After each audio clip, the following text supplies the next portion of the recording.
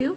Today we will explore chapter 9 The Spider and the Fly of class 5th English exercise. इसके लिए हमें हमारी subscriber Divyashree Patra जी ने बोला था और उनको एक्सरसाइज उनके ही रिक्विजिशन पे हम ये वीडियो बना रहे हैं.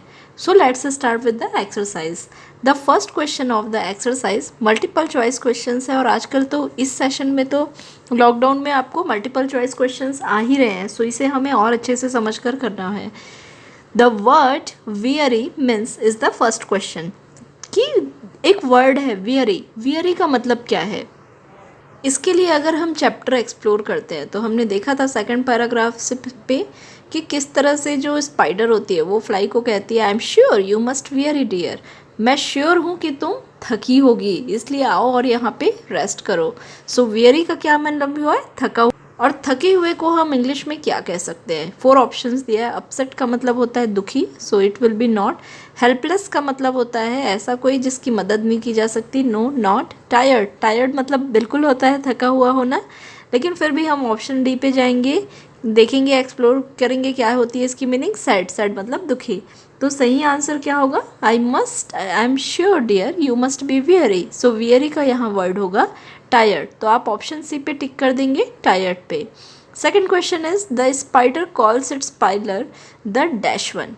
स्पाइडर ने अपने पार्लर को क्या कहा. इसके लिए अगेन हम फर्स्ट पैराग्राफ पे अगेन आए. तो सबसे सेकंड लाइन देखिए फर्स्ट पैराग्राफ की. It's the prettiest little parlour that you have ever did spy. वो बोलती हैं कि ये सबसे बेहतरीन पार्लर है जो आज तक तुमने देखा होगा. सो हम कहाँ आ जाएंगे, हम क्या किस पे टिक करेंगे, प्रिटीएस्ट. सो प्रिटीएस्ट का ऑप्शन है क्या, हम सर्च करेंगे directly highest, nearest, clever, prettiest, cleverest. So the right answer will B highest का मतलब होता है सबसे ऊंचा, नीटेस्ट का मतलब होता है सबसे साफ, प्रिटीएस्ट सबसे सुंदर, क्लेवरेस्ट सबसे चालाक. सो आंसर क्या आएगा, the prettiest one. So prettiest option number C आप यहाँ पे टिक कर देंगे. Question number 3 is the word that means the same as rising high is.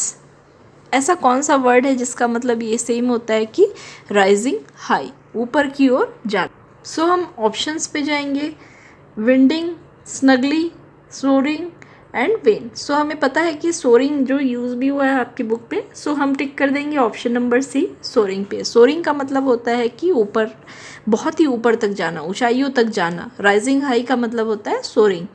Fourth one is the spider was sure that the fly would come back so he first.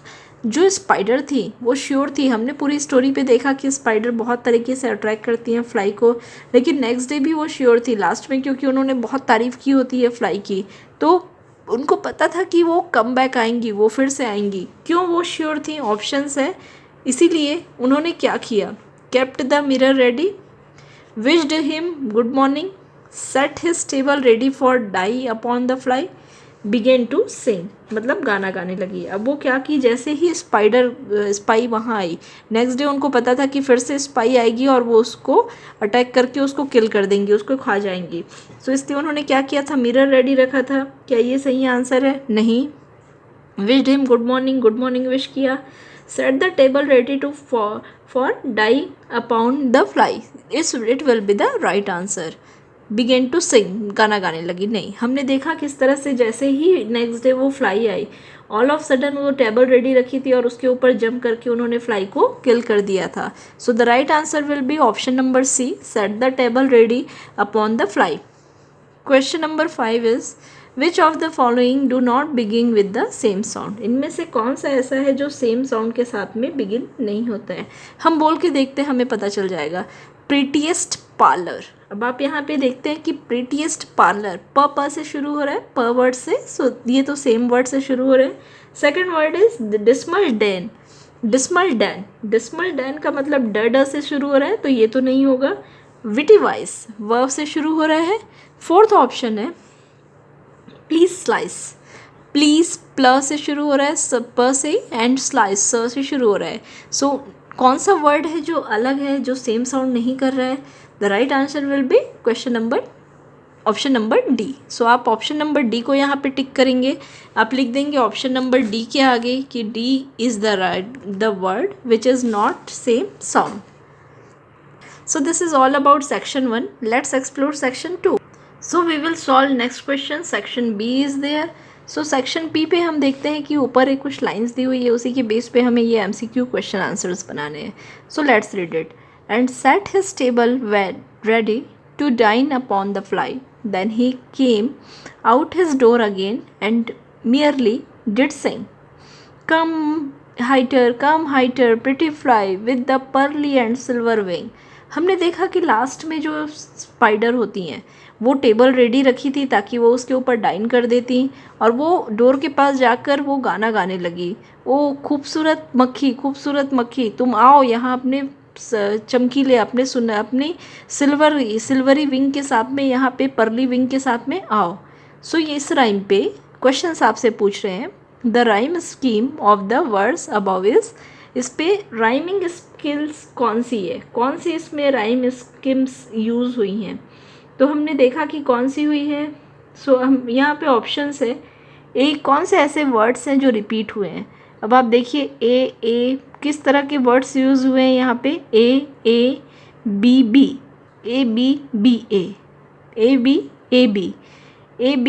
B. सो हम इसे देखते हैं। सो यहाँ राइमिंग आपको कैसे पता करना है, आप देख रहे हैं स्लाई फ्लाई सिंग विंग, मतलब ए बी। सो हम ऐसे ही लिखेंगे, कैसा यूज़ हुआ है यहाँ, ए बी, जो ऑप्शन नंबर 1 है। तो आप ऑप्शन नंबर 1 पे टिक करेंगे, आपको पता चल गया वर्ड्स कैसे यूज़ होते हैं, sly fly sing wing. So A B, इस तरह के वर्ड्स, राइमिंग वर्ड्स यहाँ यूज़ हुए हैं। The spider came out to his door and dash, जो स्पाइडर थी वो अपने डोर के बाहर आ जाती है और क्या करने लगती है, हमने देखा कि जैसा लाइन से ही क्लियर है, वो क्या करने लगती है, बाहर आके सिंग डिड सिंग लिखा है यहाँ पे, डिड के साथ सिंग यूज़ हुआ है, तो सिंग का सेकंड फॉर्म क्या होता है, सैंग। सो क्या यहाँ ऑप्शन पे सैंग है, जी हाँ है, ऑप्शन नंबर 2 पे। तो आप ऑप्शन नंबर 2 पे बाहर आकर स्पाइडर ने क्या करने लगती है, गाना गाने लगती है, तो सैंग पे आप ऑप्शन टिक कर देंगे। The right answer is option second सैंग। Question number 3 is, the spider used dash adjective to praise the fly and its wings। कितने एडजेक्टिव स्पाइडर ने यूज़ किया था अपनी उस स्पाइडर को बेसिकली प्रेस करने के लिए, खुश करने के लिए। तो हम यहाँ देख रहे हैं pretty fly, pearly fly and silvery wing. तो कितने तरह के एडजेक्टिव्स हैं, 3 टाइप्स के एडजेक्टिव। वो होते हैं जो नाउन और प्रोनाउन की क्वालिटी बताते हैं, जैसे गुड गर्ल, अब गर्ल की क्वालिटी बता रहे हैं कि गुड है, तो वो गुड क्या हुआ, एडजेक्टिव। उसी तरह से यहाँ पे स्पाइडर को की क्वालिटी बताने के लिए कितने एडजेक्टिव्स यूज हुए, 3। So the right answer will be option number C 3, C option होगा थर्ड वन। अब हम सेकंड क्वेश्चन देखते हैं। सेकंड भी आपको इसी वर्ड से ही आंसर बताना है। Second is, sweet creature said the spider you are witty and your voice, how handsome are you gaudy wings, how brilliant are your eyes. यहाँ हमने देखा था कि स्पाइडर बहुत ही ज़्यादा तारीफ़ करने लगती हैं स्पाई की। वो कहती है कितनी खूबसूरत क्रिएचर हो, कितनी खूबसूरत जीव हो तुम, कितनी खूबसूरत हो तुम, कितनी होशियार हो तुम, कितनी सुंदर हो, और ये तुम्हारे चमकीले कितने अच्छे चमक वाले विंग्स हैं, पंख हैं, तुम्हारी आंखें कितनी अच्छी हैं। तो इस तरह से द वर्ड, पहला क्वेश्चन आपसे पूछा जा रहा है, द वर्ड गॉडी मीन्स, यहाँ गॉडी का मीनिंग क्या है, तो हमने ऊपर देखा है कि विंग्स को वो गॉडी कह रही हैं। गॉडी का मतलब होता है चमकीला, चमकीले को हम बोलते हैं ब्राइटिंग, शाइनिंग। सो क्या ऑप्शन है यहाँ पे, यस, ऑप्शन नंबर A1 ही हमको मिल रहा है, शाइनिंग मतलब चमकना। बट हम दूसरे ऑप्शंस भी देखेंगे। अट्रैक्टिव मतलब आकर्षण, डल मतलब थोड़ा सा कम, वो तो उन्होंने डल तो वो कहेंगी नहीं, तारीफ में हम किसी को डल नहीं कहते हैं। इनवाइटिंग मतलब आमंत्रित करना, आमंत्रण। So the right answer will be option number 1 ही राइट आंसर है, शाइनिंग। सेकंड पे हम दे जाते हैं क्वेश्चन नंबर बी पे, the word you refers to, यहाँ यू किसको बोला गया है, तो हमने देखा कि जो स्पाई थी बेसिकली वो किसकी तारीफ में ये ऐसा कह रही थी, फ्लाई की तारीफ में। तो वर्ड किसके लिए यहाँ पे रिफर किया गया है, फ्लाई के लिए। So the right answer will be fly. Question number C is, the word brilliant is, brilliant यहाँ पे क्या है, ब्रिलियंट का मतलब होता है होशियार, बहुत ही ज़्यादा दिमाग वाला, ब्रिलियंट। तो यहाँ ब्रिलियंट का मीनिंग क्या है, एडजेक्टिव है, एडवर्ब है, प्रोनाउन है, प्रीपोजिशन है। हमें पता है कि एडवर्ब्स वो, एडजेक्टिव वो होते हैं जो नाउन और प्रोनाउन की क्वालिटी बताते हैं। तो यहाँ ब्रिलियंट वर्ड है, एडजेक्टिव। सो आप ऑप्शन नंबर 1 पे यहाँ पे टिक लगा सकते हैं।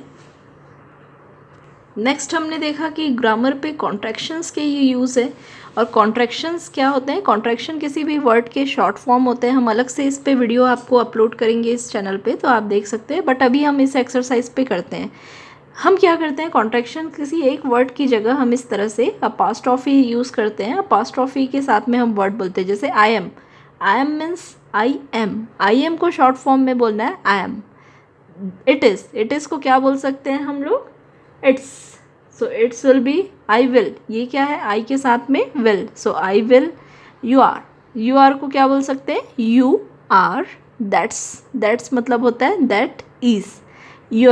यू विल का मतलब होता है you and will. I am का मतलब होता है I am. I have, so I have का मतलब होता है I and have. Never, so never को हम क्या कहते हैं, वी, यहाँ पे अपोस्ट्रोफी एस की जगह आप लिख देंगे एनी वी आर। व्हाट्स का मतलब होता है व्हाट इज़। देयर्स का मतलब होता है देयर इज़। इस तरह से आप इसे लिख सकते हैं।